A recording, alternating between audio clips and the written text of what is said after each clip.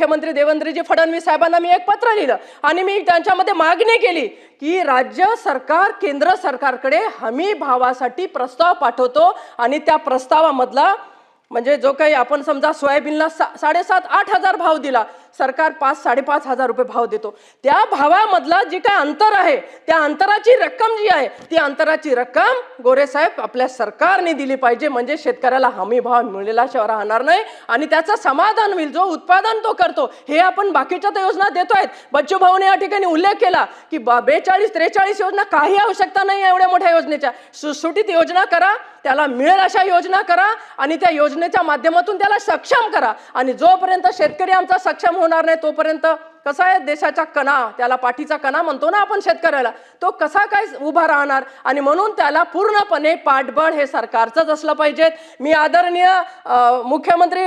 देवेंद्रजी फडणवीस साहेबांचं अभिनंदन करते, शिंदे साहेबांचं अभिनंदन करते, सुमित्रा वहिनींचं अभिनंदन करते की त्यांनी या ठिकाणी शेतकऱ्याला ज्या पद्धतीच्या योजना दिल्या त्यामध्ये सगळ्यात महत्त्वाची योजना मला आवडली आणि शेतकऱ्याला सुद्धा त्याची वाट शेतकरी कित्येक वर्षापासून पाहत होते, ती होती पांदन योजना आणि त्या पांदन योजनेला मोकळं करण्याचं काम या ठिकाणी बावनकुळे साहेबांचं सुद्धा अभिनंदन केलं पाहिजे की एक मंत्री म्हणून काम कसं करावं, आपल्या डिपार्टमेंटला कसा न्याय द्यायचा हे त्यांच्याकडनं शिकलं पाहिजे। मला आठवतं चांगलं, ज्या वेळेला तर विद्युत मंत्री पहिल्या वेळेला झाले होते आणि यवतमाळमध्ये जेव्हा आले आणि त्यांनी असा दरबार लावला त्यावेळेला त्यांनी जाग्यावरच काही लोकांना सस्पेंड केलं आणि MECBला फार चांगलं बनवलं होतं। हा अनुभव मी घेतलेला असल्यामुळे मी बोलू शकते आणि म्हणून या ठिकाणी सरकारने जे चांगले निर्णय घेतलेले आहेत त्या चांगल्या निर्णयामधून शेतकऱ्यांचा फायदा झालेला आम्ही आतापर्यंत बघतो आहोत। परंतु सभापती महोदय, हमी भाव असेल त्यावरती मी आपल्याला बोललेले आहे, या ठिकाणी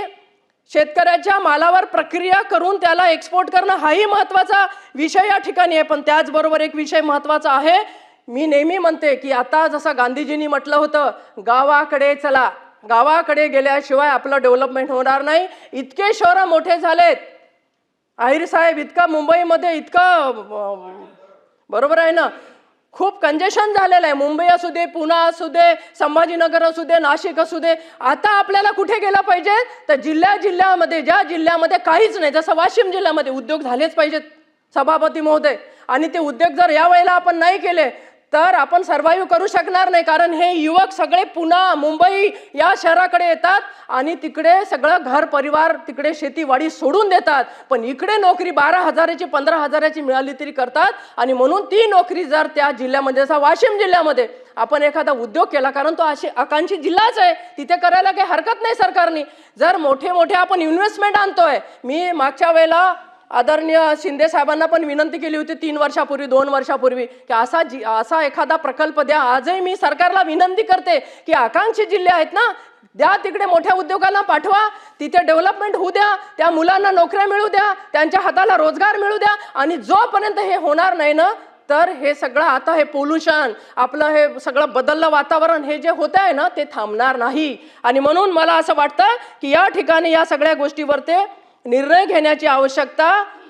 सभापती महोदय या ठिकाणी आहे। आज रोजी केंद्र सरकारने कापसाबद्दलचा या ठिकाणी चांगला निर्णय घेतलेला आहे, मी अभिनंदन करते आदरणीय नरेंद्र मोदी साहेबांचं, आदरणीय देवेंद्र फडणवीस साहेबांचं, कारण आपल्याला भरीव निधी या ठिकाणी कापसासाठी म्हणजे कापूस उत्पादक शेतकऱ्यांसाठी मिळणार आहे आणि तो म्हणजे जवळजवळ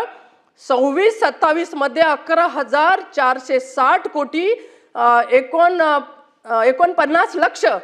आणि राज्याचे 7,640 कोटी 33 लक्ष म्हणजे 19,100 कोटी 82 लक्ष रुपये आपल्याला या योजनेसाठी, म्हणजे ती योजना कापूस उत्पादक शेतकऱ्यांना सक्षम करण्यासाठी आणि त्या प्रक्रिया करण्यासाठी, त्या सगळ्यासाठी देत आहे। ही फार महत्त्वाची बाब आहे। अनेक योजना चांगल्या आहेत, शेतकऱ्यांना कर्जमाफी झाली पाहिजे, शेतकऱ्यांना कर्जमाफी एक वेळ नाही 2-3 वेळेला केल्या, पण ह्या त्रुट्या ज्या आहेत ना त्या त्रुट्या कुठेतरी आपण त्यातल्या शोधून त्याच्यावरती उपाययोजना करण्याची आवश्यकता आहे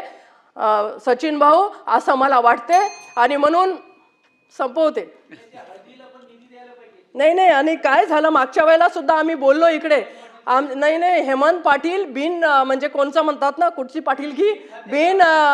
वसान गावची पाटीलकी, असं मी मागच्या वेळेला पण बोलले की तिथे गावच नाही आणि त्या गावची पाटीलकी. असं करू नका. विदर्भामधले, मराठवाड्यामधले, मी सांगते, हळद तुम्ही विषय काढला म्हणून परत त्याच्यावर बोलते, खरोखर खूप चांगल्या कोकण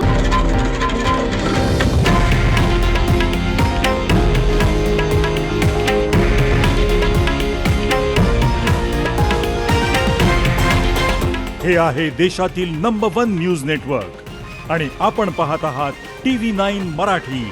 एकमेव.